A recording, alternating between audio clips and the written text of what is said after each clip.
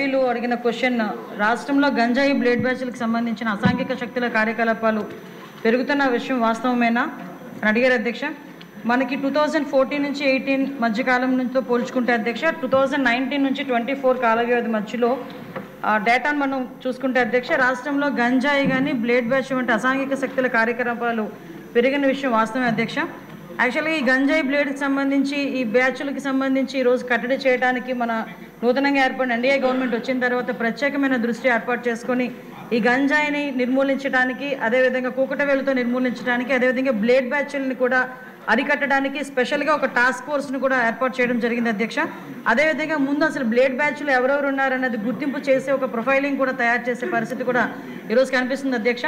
అదేవిధంగా ఈ నేరస్తులు కనుక ఎక్కువైతే కనుక వాళ్ళ మీద కూడా ఒక పీడీ యాక్ట్ ఏర్పాటు చేయడం కానీ, అనుమానిత ప్లేసుల్లో కానీ, పాడుబడిన ప్లేసుల్లో కానీ నిఘాను ఏర్పాటు చేయడం కానీ, నిరంతర పర్యవేక్షణ ఏర్పాటు చేయడం, అదేవిధంగా సామాజిక భాగస్వామ్యం కూడా కల్పించడం అన్నది కూడా మేము ఈరోజు చేస్తున్నాం అధ్యక్ష. వాటితో పాటు మనందరికీ తెలిసిందే గాంజాయికి సంబంధించి ఈరోజు లాస్ట్ 5 సంవత్సరాలు గాంజా ఎంత విచ్చలవిడిగా మొత్తం రాష్ట్రం మొత్తం వ్యాప్తి చెందిందో మనందరికీ కూడా తెలుసు. దాన్ని ఈరోజు కట్టడి చేయడానికి ఓన్లీ టాస్క్ ఫోర్స్ ఒకటే సరిపోదని చెప్పి ఈరోజు యాంటీ నార్కోటిక్ టాస్క్ ఫోర్స్ సంబంధించి ఒక సపరేట్గా ఒక వింగ్ని ఏర్పాటు చేసి దానికి ఒక అడిషనల్ డీజీపీ స్థాయి వ్యక్తిని ఈరోజు దానికి అధికారికంగా నియమించి ఈరోజు దాని ఫోర్స్లోకి తీసుకురావడానికి నిన్ననే క్యాబినెట్లో కూడా ఆమోదం అయింది అధ్యక్ష. అవగాహన కార్యక్రమాలు అన్నీ కూడా చేపడుతున్నాం అధ్యక్ష. ప్రజాప్రతినిధులుగా అన్నది చాలా క్లియర్గా కనబడుతుంది.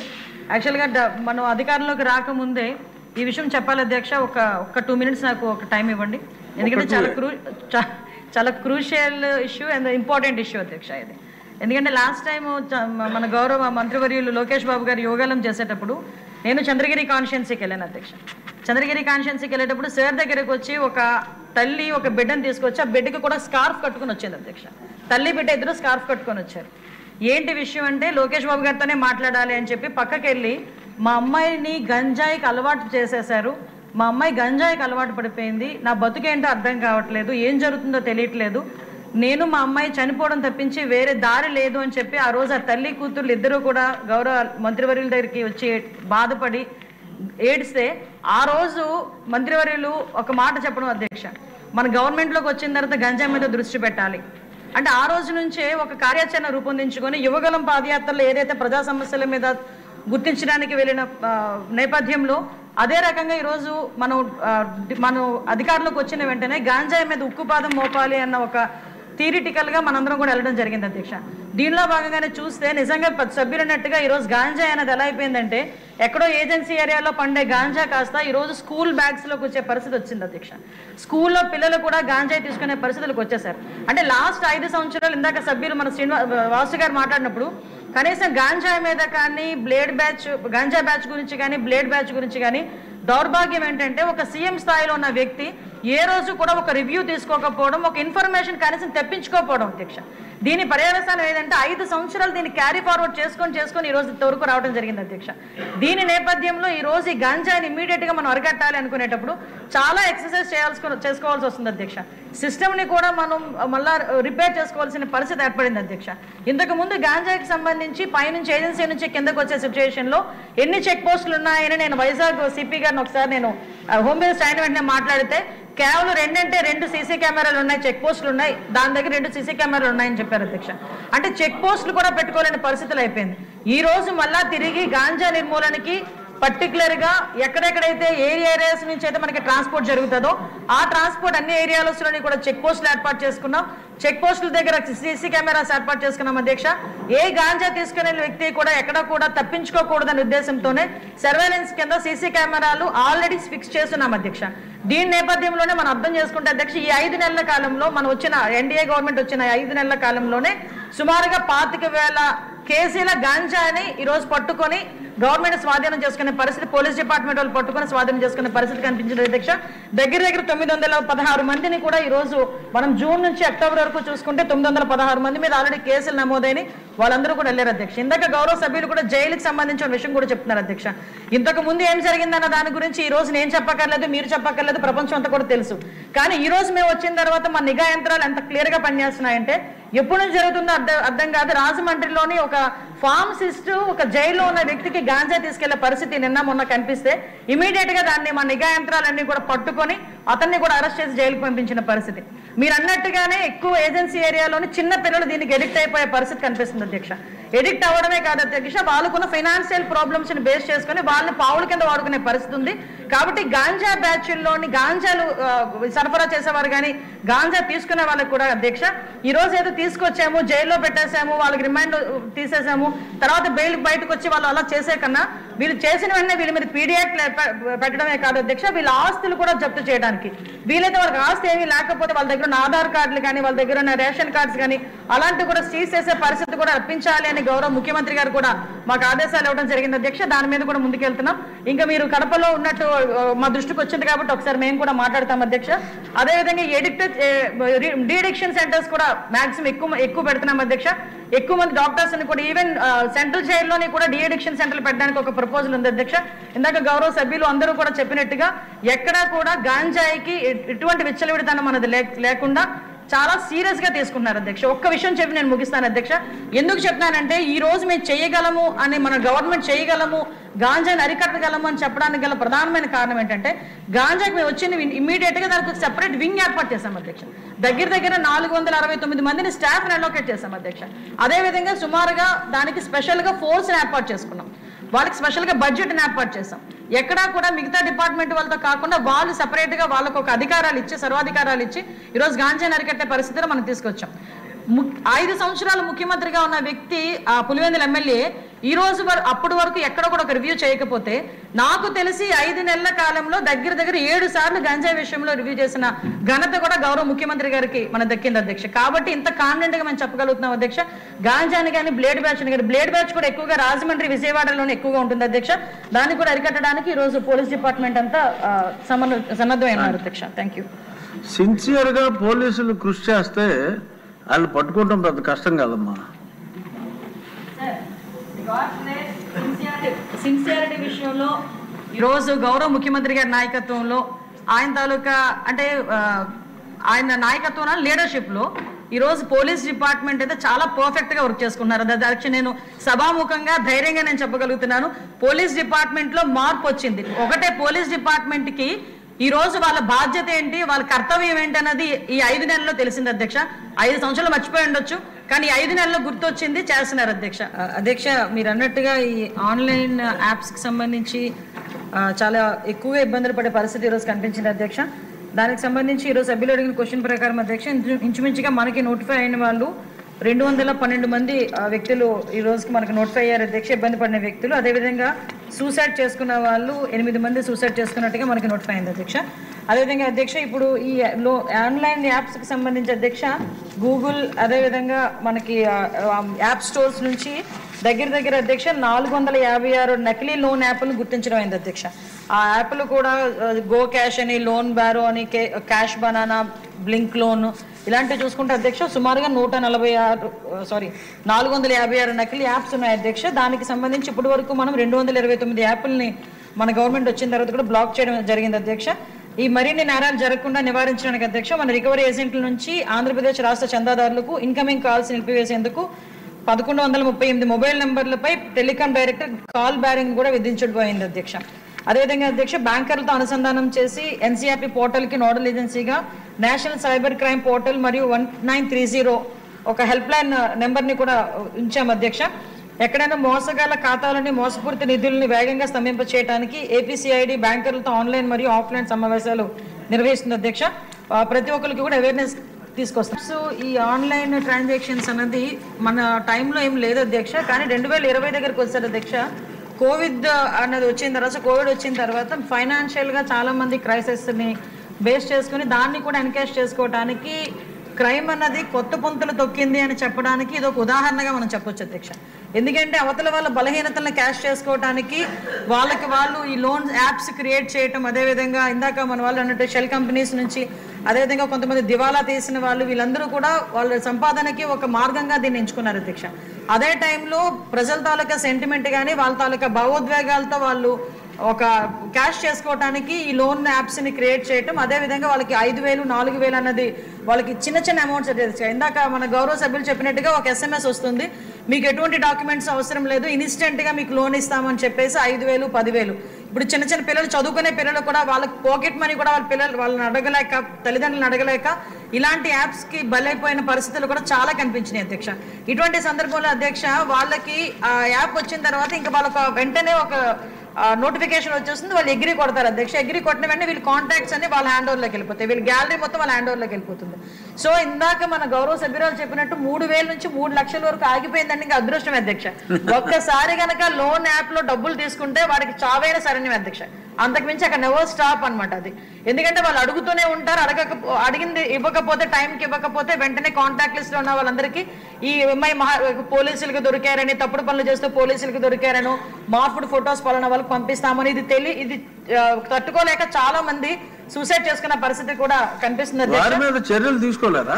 ఆల్రెడీ అందరి మీద కూడా ఇప్పుడు మనం వాళ్ళు ఎవరైనా దొరికిన తర్వాత కూడా అధ్యక్ష సుమారుగా దగ్గర 199 మందిని ఈ రోజు అరెస్ట్ చేశాం అధ్యక్ష. వాళ్ళు అరెస్ట్ చేయడమే కాదు అధ్యక్ష, వాళ్ళందరూ కూడా రిమాండ్కి వెళ్తారు అధ్యక్ష. 306 కానీ 307 కానీ వెళ్ళే పరిస్థితులు వాళ్ళందరికీ కూడా చట్టాలు అయితే చాలా కట్టుదిట్టమైనవి అధ్యక్ష. ఎంత చట్టాలు మనం కఠినతరం చేసినా వాళ్ళ తాలూకా టెక్నాలజీ బేసెస్ పెట్టుకొని ఇంకొంచెం మనం ఒక స్టెప్ వేస్తే వాళ్ళకు 10 స్టెప్పులు ముందు ఉంటున్నారు అధ్యక్ష. ఆఖరికి ఇలాంటి లోన్ యాప్ లో కానీ సైబర్ క్రైమ్ లో కానీ బలైపోతున్న వాళ్ళు చదువు లేని వాళ్ళు బలైపోయారంటే ఒక అర్థం ఉంది అధ్యక్ష.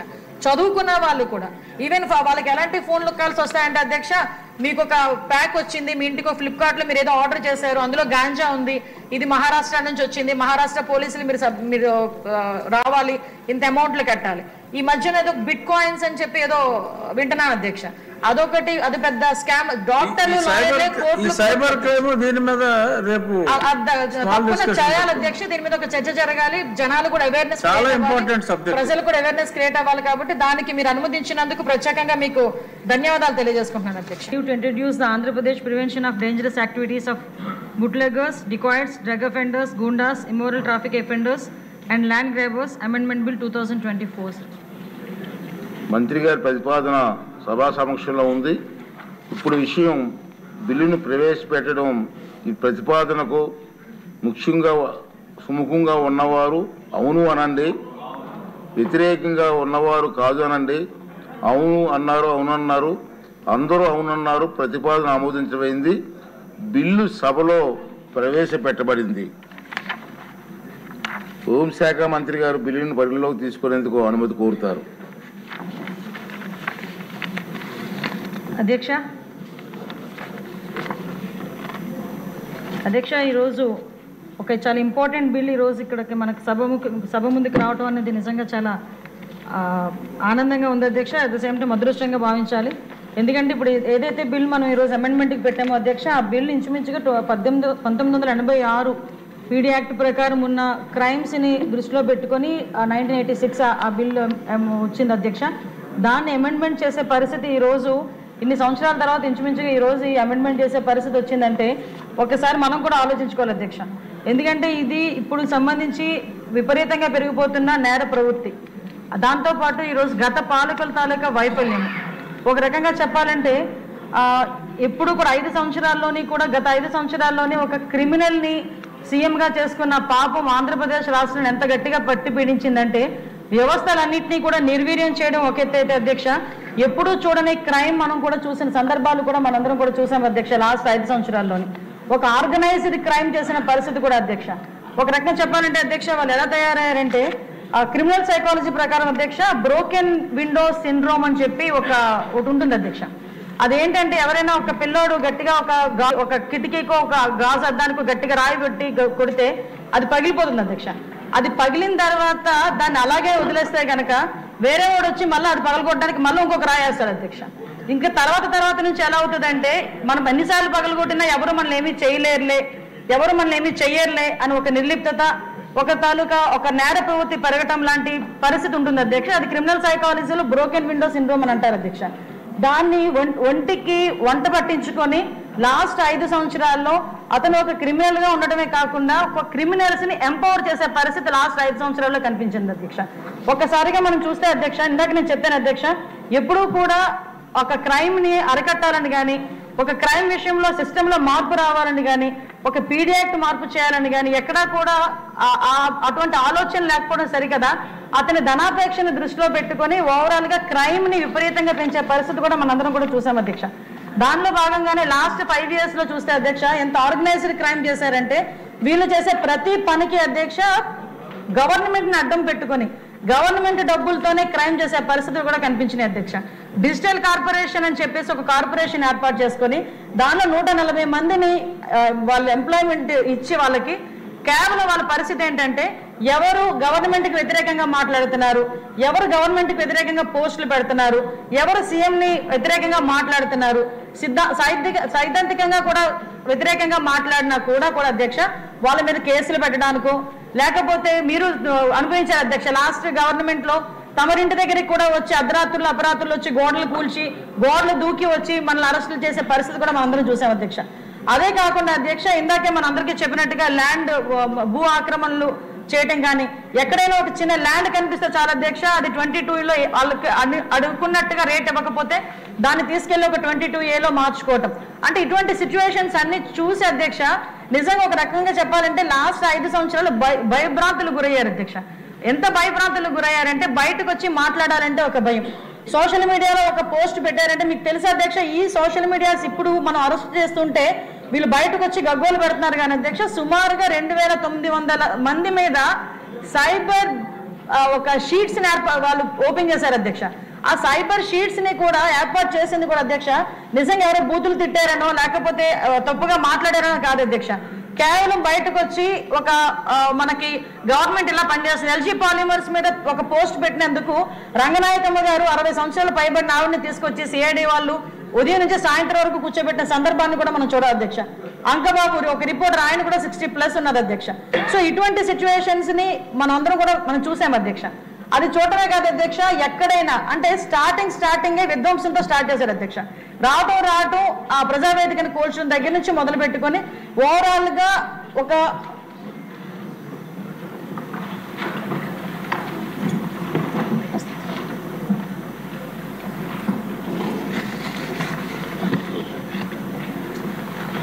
ఒక విధ్వంసంతో స్టార్ట్ చేసే అధ్యక్ష ప్రజావేదికని కూల్చడం దగ్గర నుంచి మొదలు పెట్టుకొని ఎక్కడైనా ఏదైనా శుక్రవారం వచ్చిందంటే చాలా అధ్యక్ష ఎవరింటి ముందు ప్రొక్లైనర్ ఉంటుందో తెలియదు, ఎవరింటి ముందు జేసీబీ ఉంటుందో తెలియదు అధ్యక్ష. వాళ్ళకి వ్యతిరేకంగా మాట్లాడిన వాళ్ళని అరెస్ట్ చేయడం ఒక ఎత్తు, వాళ్ళకి వ్యతిరేకంగా మాట్లాడిన వాళ్ళ మీద సాక్షాత్తు తల్లి కానీ చెల్లి కానీ తప్పు వాళ్ళకి వ్యతిరేకంగా మాట్లాడినా కూడా సోషల్ మీడియాలో ఒక ఆర్గనైజ్డ్ క్రైమ్ క్రియేట్ చేసి వాళ్ళు ప్రభుత్వం నుంచి డబ్బులు తీసుకొచ్చి వాళ్ళకి జీతాలుగా ఇచ్చి వాళ్ళని కూడా తిట్టించే పరిస్థితి కనిపించింది అధ్యక్ష. వీటన్నిటికీ విసిగిపోయే అధ్యక్ష మొన్న ఎలక్షన్స్ లో ఎన్డీఏ ప్రభుత్వానికి పట్టం కట్టాలని ప్రజలందరూ కూడా ఆంధ్రప్రదేశ్ ప్రజలందరూ కూడా కంకణం కట్టుకొని గౌరవ ముఖ్యమంత్రి గారు ఇప్పుడున్న గౌరవ ముఖ్యమంత్రి గారు చంద్రబాబు నాయుడు గారు అయితే వ్యవస్థలన్నింటినీ సరిదిద్దగలరు అని ఒకే ఒక నమ్మకంతో 164 సీట్లు ఇచ్చిన పరిస్థితి ఆంధ్ర రాష్ట్ర ప్రజలు మనందరికీ కూడా దీవించిన పరిస్థితి ఇప్పుడు ఈ సందర్భంగా గుర్తు చేసుకోవాలి అధ్యక్ష. ఎందుకనంటే కేవలం వ్యవస్థను నిర్వీర్యం చేశారు లాస్ట్ 5 years లో. బయటకు వచ్చి మాట్లాడే పరిస్థితి లేదు. క్రైమ్ ఎంత పెరిగిపోతున్నా కూడా ఏ రోజు ఒక రివ్యూ చేసిన పరిస్థితి లేదు, కట్టడి చేసే పరిస్థితి లేదు. ప్రజలు ఏమైపోయినా పర్వాలేదు నా ధనాపేక్ష ఎలా ఉంది అన్న ఆలోచనతోనే ఉండే మనిషి నుంచి ఈ రాష్ట్రాన్ని రక్షించుకోవడానికి ఎన్డీఏ గవర్నమెంట్ మీద పూర్తి నమ్మకం ఇచ్చిన తర్వాత గౌరవ ముఖ్యమంత్రి గారు కూడా ఒక బిగ్గెస్ట్ ఛాలెంజ్ అధ్యక్ష. ఎందుకంటే లాస్ట్ గవర్నమెంట్ లో చూస్తే ఇక్కడున్న ప్రతి సభ్యుడు కూడా లాస్ట్ గవర్నమెంట్ లో ఇబ్బందులు పడిన వాళ్ళే, ఇక్కడున్న ప్రతి సభ్యుడు కూడా లాస్ట్ గవర్నమెంట్ లో కేసులు పెట్టించుకున్న వాళ్ళే. వీళ్ళందరూ కూడా గవర్నమెంట్ వచ్చిన తర్వాత చాలా మంది ఒక రకమైన ఆలోచనతో ఉన్నారు అధ్యక్ష. ఇమీడియట్ గా అతగాడు ఇలా చేశాడు కదా, ఇంత విధ్వంసం చేశాడు కదా, మనం కూడా పగ తీర్చుకునే పరిస్థితిలోకి రావాలేమో అన్న ఆలోచన నుంచి ఒక్కసారిగా ఒక విజన్ ఉన్న నాయకుడిగా గౌరవ ముఖ్యమంత్రి గారి తాలూకా విజన్ గానీ ఆయన తాలూకా కర్తవ్యం గానీ ఒక్కసారి మనం ముందు ఉంచడం జరిగింది అధ్యక్ష. ఎందుకంటే చాలా మంది ఏమనుకున్నారంటే అప్పుడు గవర్నమెంట్ లో ఎలా జరిగింది కదా, మన గవర్నమెంట్ వచ్చేసింది ఈ 4 నెలల కాలంలోనూ 5 నెలల కాలంలో ఇంకా ఏదో జరిగిపోవాలనే ఆలోచన నుంచి ఈ రోజు పగా ప్రతీకారమా అభివృద్ధి సంక్షేమం అంటే నేను అభివృద్ధికి సంక్షేమానికి ఓటు వేస్తాను తర్వాతే మిగతా విషయాలని చెప్పి వ్యవస్థతో పాటు మిగతా కూడా నడుస్తుంది. ఈ రోజు 150 రోజుల్లోని సుమారుగా 150 పథకాలతో ముందుకు తీసుకెళ్లిన పరిస్థితి కూడా మనకు కనిపించాం అధ్యక్ష. అలాగని ఏ రోజు కూడా ఈ రోజు మనం కళ్ళు మూసుకొని కూర్చునే పరిస్థితి లేదు అధ్యక్ష. ఎందుకంటే ఈ రోజు మన మంచితనాన్ని చేతకానితనంగా తీసుకొని ఆ చేతకానితనం అనే వాళ్ళు అనుకొని ఈ రోజు పెట్టలేకపోయే పరిస్థితులు ఉన్నాయి అధ్యక్ష. ఎందుకు ఈ మాట చెప్తున్నానంటే అధ్యక్ష సుమారుగా నెల రోజులు కాకుండానే గవర్నమెంట్ మీద బురద చల్లేదానికి ఆ పులివెందుల ఎమ్మెల్యే బయటకు వచ్చి 36 మంది ఈ రోజు వైఎస్ఆర్సీపీ కార్యకర్తల్ని చంపేశారని ఢిల్లీలో కూర్చొని వెళ్లి ధర్నా చేసిన పరిస్థితి కూడా ఈ సందర్భంగా గుర్తు చేయాలి అధ్యక్ష. ఎందుకంటే వ్యవస్థల గత 5 సంవత్సరాల్లో వ్యవస్థను నిర్వీర్యం చేసి గత 5 సంవత్సరాల్లో వ్యవస్థను సంపూర్తి అంటే ఒక ఫేవరిజాన్ని కానీ ఒక క్రిమినల్ మెంటాలిటీని కానీ క్రియేట్ చేసేసి అది తిరిగి మన మీద బురద చల్లే ప్రయత్నంలో ఈ రోజు నెల రోజులకే 36 మందిని చంపేశారని ఢిల్లీలో వెళ్ళి ధర్నా చేస్తే ఢిల్లీలో ఒక రిపోర్టర్ వచ్చి ఎంతమంది పేర్లు చెప్పండి అంటే అక్కడ నుంచి పారిపోయే పరిస్థితి వచ్చింది అధ్యక్ష. ఈ రోజు చూస్తే అధ్యక్ష చాలా మంది ఈ రోజు బయటకు వస్తే క్రైమ్ రేట్ పెరిగిపోయింది, క్రైమ్ బయటకు వస్తే లా అండ్ ఆర్డర్ విపరీతంగా తప్పిపోయిందని చెప్పి మాట్లాడే అధ్యక్ష ఇక్కడున్న సభ్యులు కూడా తెలియాలని చెప్తాను అధ్యక్ష. నా దగ్గర మొత్తం డేటా ఉంది అధ్యక్ష. ఆ డేటాతో చూసుకుంటే అధ్యక్ష ఇంతకు ముందు కన్నా ఇప్పుడు ఈ 5 నెలల కాలంలో మన దగ్గర ఉన్న డేటా చూసుకుంటే అధ్యక్ష క్రైమ్ రేట్ తగ్గింది అధ్యక్ష. సుమారుగా మనకి 2014 నుంచి 2019 వరకు ఒక రకంగా ఉంటే 2019 నుంచి 2024 మన జూన్ నెల వరకు సినారియో చూసుకున్న అధ్యక్ష దగ్గర ఉమెన్ అట్రాసిటీస్ కానీ చైల్డ్ అట్రాసిటీస్ కానీ దగ్గర 18% తగ్గినాయి అధ్యక్ష. అంటే ఆ విషయాలన్నీ కూడా గౌరవ సభ్యులందరికీ తెలియాలనే ఉద్దేశంతో చెప్తున్నాను అధ్యక్ష. ఫర్ ఎగ్జాంపుల్ వాళ్ళు మొన్న నన్ను ఒక క్వశ్చన్ అడిగినప్పుడు కూడా చాలా క్లారిటీగా సమాధానం చెప్పాను అధ్యక్ష. 2024 వచ్చేసరికి అక్టోబర్ వరకే అనుకుంటే జూన్ నుంచి అక్టోబర్ వరకు మనం తీసుకున్న 2019 నుంచి 2024 జూన్ నుంచి అక్టోబర్ వరకు తీసుకున్న సుమారుగా 18.3% క్రైమ్ రేట్ తగ్గిన పరిస్థితి అధ్యక్ష. ఒక మే వరకు ఒకలా ఉంది, మన జూన్ నుంచి ఇంకొకలా ఉంది అధ్యక్ష. ఎందుకు ఈ మాట చెప్తున్నానంటే అధ్యక్ష క్రిమినల్స్ కి బాబు గారు అంటే ఒక భయం. ఎందుకంటే ఈ రోజు చంద్రబాబు నాయుడు గారు ముఖ్యమంత్రి కాదు అధ్యక్ష. ఇలాంటి సిచ్యువేషన్ ఎన్నింటిలో ఫేస్ చేసి వచ్చిన మనిషి, ఫ్యాక్షన్ మాక్సిమం నేలమట్టం చేసిన వ్యక్తి, మతపరమైన విధ్వంసాలు సృష్టించినప్పుడు కూడా చాలా చాకచక్యంగా ఆ రోజు కూడా వ్యవహరించిన తీరు ప్రజలందరూ కూడా మర్చిపోరు అధ్యక్ష. అటువంటి సందర్భంలో ఈ రోజు ఎందుకైతే ఆగుతున్నారు అనేది చేతకానితనంగా భావించి ఈ రోజు ఈ 3 నెలల 4 నెలల కాలంలో విపరీతంగా పెట్టకపోతున్న సోషల్ మీడియా ఇష్యూస్ కానీ భూ ఆక్రమణ తాలూకా ఇష్యూస్ కానీ ఇవన్నీ కూడా విపరీతంగా పెరిగిపోయే పరిస్థితి మనకు కనిపిస్తుంది అధ్యక్ష. తిరిగి మనం మాట్లాడితే వాళ్ళని వెనకేసుకొచ్చే పరిస్థితి కూడా మనం ఒకసారి అక్కడ చూస్తున్నాం అధ్యక్ష. ఇక సోషల్ మీడియా పరిస్థితికి వస్తే అధ్యక్ష అది అతి నీచమైన భాష. మనం నోటితో మాట్లాడలేము, చెవితో వినలేని భాషని వాళ్ళు ఫేస్బుక్స్, ఇన్స్టాగ్రామ్లోని వాటిలోని ట్విట్టర్లోని కూడా రాత రూపంలో పెట్టి ఒక రకంగా చెప్పాలంటే వ్యక్తిత్వ హననం చేసే పరిస్థితి కనిపిస్తుంది అధ్యక్ష. ఏ అధికారంతో వాళ్ళు అలా పెడుతున్నారో అర్థం కాదు, ఏమి వాళ్ళకి వచ్చే ఉపయోగం కూడా ఏమిటో అర్థం కాదు. కేవలం స్వామి భక్తితో జగన్మోహన్ రెడ్డి ప్రోత్సాహంతో ఇంతమంది మీద పోస్టులు పెట్టే పరిస్థితి, ఆఖరికి ఇళ్లలో ఆడవాళ్ళ గురించి కూడా మాట్లాడే పరిస్థితి. ఎంత నీచాతిని ఒకడంటాడు బయటకు వచ్చి మీరలోకి వచ్చి మీ ఇంట్లో వాళ్ళని అత్యాచారం చేస్తానంటాడు, ఒకడు వచ్చి బయటకు వచ్చి మాట్లాడతాడు ధైర్యంగా. ఇంకొకడు వచ్చి నీ తల్లి పుట్టక గురించి చెల్లి పుట్టక గురించి నీచంగా మాట్లాడతాడు. ఇంకొకరు వచ్చి బయటకు వచ్చి నీ పిల్లలు ఏం చేస్తున్నారో మాకు తెలుసు అని బెదిరిస్తారు. ఈ రకంగా ఒక రకంగా చెప్పాలంటే వ్యక్తిత్వ హననం. పోనీ బయట సోషల్ మీడియా వాళ్ళు వారి రకంగా చదువు సంధ్య లేని వాళ్ళు ఏదో పేటిఎం బ్యాచ్ అలా మాట్లాడారు అనుకుంటే లాస్ట్ గవర్నమెంట్ లో చూసాం అధ్యక్ష ఇదే నిండు సభలో సాక్షాత్తు ప్రజాప్రతినిధులే వైఎస్ఆర్సీపీ ప్రజాప్రతినిధులే బూతులు మాట్లాడడం అవమానించడం కూడా మనందరం కూడా చూసాం అధ్యక్ష. అటువంటి పరిస్థితులు మళ్ళీ ఈ రోజు మనం చాలా చట్టాలు అనేవి చాలా పకడ్బందీగా ఉండాలి. చట్టాలు ఎంత పకడ్బందీగా ఉండాలంటే నేరం చేయాలి అనుకున్న వాడికి కూడా భయం పుట్టేటట్టు సిస్టమ్ ని మనందరం కూడా స్ట్రెంథెన్ చేయాలి అని ఒకే ఒక ఉద్దేశంతో ఈ రోజు ఈ పీడీ యాక్ట్ ని కూడా ఈరోజు సవరణ చేయడానికి ఈ రోజు మన అందరి ముందుకు వచ్చింది అధ్యక్ష. ఈ రోజు అధ్యక్ష మనందరం కూడా చూస్తున్నాం అధ్యక్ష. ఆఖరికి అధ్యక్ష ఈ ఒక్క విషయం చెప్పాలి అధ్యక్ష, ఎందుకంటే ఒక నేర ప్రవృత్తి గల వ్యక్తి మాట్లాడేటప్పుడు కానీ ఈరోజు ప్రతిపక్షంలో ఉన్నా కూడా బయట కూర్చొని అసెంబ్లీకి రాడు సరే పక్కన పెడితే బయట కూర్చొని కూడా మాట్లాడే పరిస్థితి. వీళ్ళకి ఏంటంటే అధ్యక్ష అవినాష్ రెడ్డి వీళ్ళు అందరూ కూడా వివేకానంద రెడ్డి గారు చనిపోయిన తర్వాత గుండెపోటు ఆ డ్రామా అందరికీ ప్రజలందరికీ తెలిసింది అధ్యక్ష. వీళ్ళు ఎప్పటికెప్పుడు దీన్ని అప్లికబుల్ చేస్తున్నారు అధ్యక్ష. ఎందుకంటే వర రవీంద్రారెడ్డి అనే వ్యక్తిని అతను సోషల్ మీడియాకి మోస్ట్ వాంటెడ్ క్రిమినల్ అంటాడు అధ్యక్ష.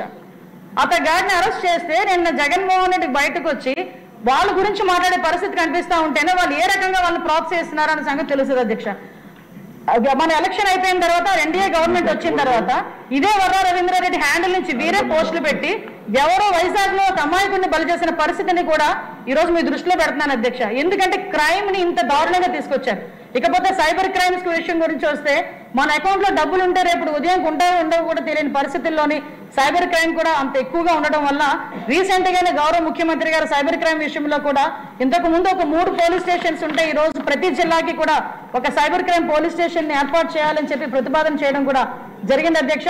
ఒకటి అధ్యక్ష, ఈ రోజు ఎటువంటి ఈ వ్యవస్థ నిర్వహణ చేసే పరిస్థితి ఎట్టి పరిస్థితులు రాకూడదు, ప్రజలందరూ కూడా శాంతి భద్రతలతోని చక్కగా ఉండాలని ఒకే ఒక ఉద్దేశంతో ముఖ్యంగా అన్నిటికీ దేశమైన గాంజాయిని అరికట్టే విషయంలోని కూడా అధ్యక్ష గౌరవ ముఖ్యమంత్రి గారు తీసుకున్న అనేకమైన నిర్ణయాలు, సబ్ కమిటీని ఏర్పాటు చేయడం, అదేవిధంగా నార్కోటిక్ టాస్క్ ఫోర్స్ ని ఏర్పాటు చేయడం, దాని కేబినెట్ అప్రూవల్ కూడా అయింది అధ్యక్ష. రేపో మాకు జీవో కూడా వచ్చి దానికి సెపరేట్ వింగ్ కూడా ఉంటుంది. ఇందాక కూడా ప్రశ్నోత్తరాల సమయంలో సభ ముందు కూడా పెట్టడం జరిగింది అధ్యక్ష. ఈ రకంగా అధ్యక్ష ఈ రోజు అనేకమైన చట్టాల్లోని ముఖ్యంగా సోషల్ మీడియా చట్టాలే కాదు, సైబర్ క్రైమ్ విషయంలోనే కాదు, వైట్ కాలర్ అఫెన్సెస్ లో కానీ, భూ ఆక్రమణల విషయంలో కానీ, నకిలీ విత్తనాల విషయంలోని కానీ, నకిలీ ఆహార పదార్థాలు తయారు చేసే విషయాల్లో కానీ, బియ్యం దొంగ రవాణా చేసే విషయంలోనే కానీ, అలాగే సుమారుగా 14 క్రైమ్స్ ని ఈ రోజు ఈ బిల్లులో ప్రవేశపెట్టడం జరిగింది అధ్యక్ష. ఇంతకు ముందు 6 క్రైమ్స్ వరకు ఉండేవి, ఇప్పుడు సుమారుగా 14ని మనం ఇక్కడ ఇందులోని ప్రవేశపెట్టడం జరిగింది. దీని ద్వారా ఈ యాక్ట్ ద్వారా అధ్యక్ష, ఎందుకు ఈ యాక్ట్ గురించి మాట్లాడుతున్నాను అధ్యక్ష, ఈ సందర్భంలో ఒక విషయం చెప్పి నేను ముగిస్తాను అధ్యక్ష. ఇదే సభలో లాస్ట్ గవర్నమెంట్ లో దిశ చట్టం అని చెప్పి తీసుకొచ్చి నిజంగా చట్టాన్ని ఎంత హేళన చేశారో మనందరం కూడా చూసాం అధ్యక్ష. అంటే చట్టం అనే పదానికి కూడా చట్టబద్ధత లేక ఆ చట్టానికి కూడా అపహేళన చేసేటట్టుగా లాస్ట్ 5 సంవత్సరాలకు మూలన కూర్చోబెట్టడమే కాకుండా ఈ రోజు కొత్తగా ఇంకొక పాట పాడే పరిస్థితి, దిశ యాప్ ఉంది, దిశ యాప్ ఉంటే కనుక ఇలా జరిగిపోయేది అని చెప్పి వేరే పాట పాడే పరిస్థితి అధ్యక్ష. అని నిజంగా ఏదో అంటారు మనసుంటే మార్గం ఉంటుందని, నిజంగా క్రైమ్ ని అరికట్టగలగాలి, క్రిమినల్స్ ని అరికట్టగలగాలి అన్న ఆలోచన ఉన్న వాళ్ళకి ఏ రకంగానైనా చట్టాలు తయారు చేయొచ్చు అధ్యక్ష. దానికి ఈ రోజు మనం ఈ పీడీ యాక్ట్ ఉదాహరణ కింద మనం అందరం కూడా తీసుకోవాల్సిన బాధ్యత, తీసుకోవాల్సిన అవసరం కూడా ఎంతైనా ఉంది అధ్యక్ష. ఈ విషయంలో అధ్యక్ష ఈ రోజు ఈ పీడీ యాక్ట్ ని ఏదైతే మన సోషల్ మీడియా యాక్ట్స్ విషయంలోని కానీ, అదేవిధంగా మిగతా 14 ఆస్పెక్ట్స్ విషయంలోని కానీ ఏదైతే మన పీడీ యాక్ట్ లో సవరణ పెట్టామో అధ్యక్ష, అది సభ ముందు ఉంచడం జరిగింది అధ్యక్ష. ఆమోదం గురించి చూస్తున్నాం అధ్యక్ష.